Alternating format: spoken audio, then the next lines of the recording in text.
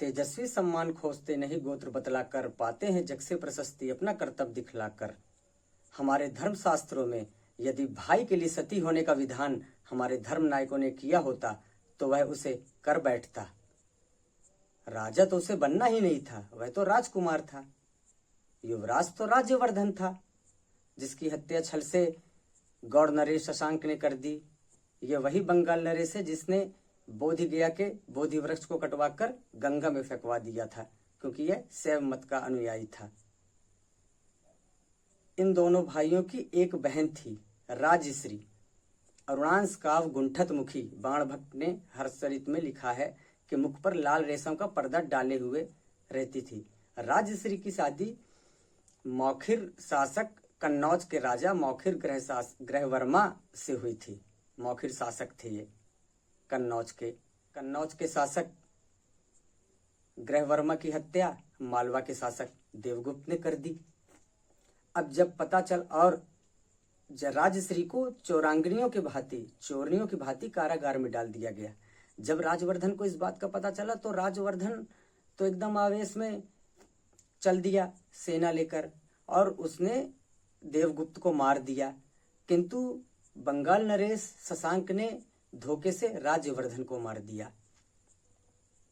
अब हर्ष वो तो भाई के शोक में, मैं बताया ना पहले ही कि वो तो अगर भाई के लिए सती होने का विधान होता तो वो सती हो जाता। अब वो कई दिनों तक तो खाली बैठा रह गया। फिर इनका सेनापति सिंहनाद उसने कहा कि कायरोचित शोक का परित्याग करके राजकीय गौरव को, जो आपका पैतृक अधिकार है, उसको उस प्रकार ग्रहण कीजिए जिस प्रकार एक सिंह मृग शावक को ग्रहण करता है। तब राजवर्धन की मौत के बदला लेने के लिए सिंहासन पर बैठे हर्षवर्धन। उनकी शिक्षा की ओर संकेत करते हुए हर्षचरित में बाण भट्ट ने लिखा भी है कि रोज शस्त्राभ्यास से उनके हाथ काले पड़ चुके हैं, मानो वो समस्त राजाओं के प्रताप की अग्नि को मलिन करने में लगे हुए हों। अब हर्षवर्धन चल दिया शशांक से बदला लेने और अपनी बहन को छुड़ाने, वो जो जेल में बंद है। और प्रतिज्ञा ली, भीष्म प्रतिज्ञा ले ली, इतनी कठिन प्रतिज्ञा ले ली कि जो अर्जुन ने ली थी जयद्रथ के लिए, परिणाम की उन्होंने जयद्रथ के लिए ली थी और हर्ष ने शशांक के लिए ली। और हर्ष अब गद्दी में बैठकर जब उसका राज्याभिषेक हुआ, उसके बाद वह जब चलने लगा, उसने प्रतिज्ञा क्या ली, यदि धनुष चलाने की चपलता के घमंड में भरे समस्त उद्धत राजाओं के पैरों को बेड़ियों से परिपूर्ण करके इस धरती को गौड़ों से विहीन न कर दिया, तो इस घी की धधकती हुई आग में पतंगे की तरह पातकी के रूप में स्वयं को जला लूंगा। अर्जुन ने भी यही कहा था कि अगर मैंने जयद्रथ को शाम होते नहीं मार पाया तो मैं घी की धधकती हुई आग में पतंगे की तरह पातकी के रूप में स्वयं को जला लूंगा। इनकी सेना रोज 16 कोस चलती थी और फिर ये गौड़ नरेश शशांक को मारने में असमर्थ रहे या इनका संकल्प पूरा नहीं हो पाया।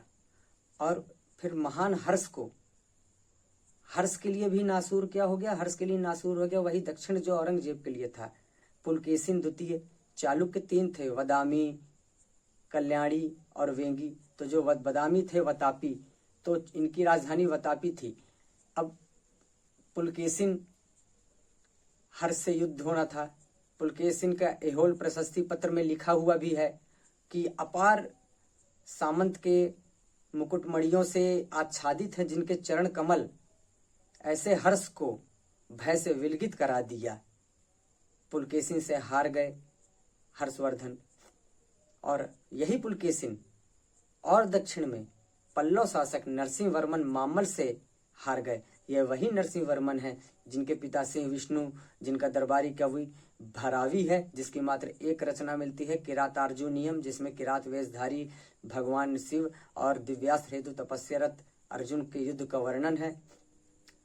नरसिंह वर्मन ने मामल की उपाधि ली और पुलकेशिन की राजधानी बदामी को नष्ट भ्रष्ट कर दिया और वतापी कोंड की उपाधि ली। इस तरह हर्ष ने अपनी प्रतिज्ञा पूरी की और राजश्री को कन्नौज की शासिका बनाया और स्वयं शासन करता था वो। और इसके बारे में हम अभी हर्षवर्धन की मैं पूरी जीवनी के बारे में वीडियो बनाऊंगा। और मैं चाहता हूं कि आप मुझे कमेंट करके मुझे बताते रहें मेरी कमियों के बारे में। क्या है, अभी मैं बहुत कैमरे को फेस करने में मैं थोड़ा सा हिचकिचा जाता हूं, मैं उस बात नहीं कर पाता हूं, तो कृपया मेरी त्रुटियों को क्षमा करें। धन्यवाद।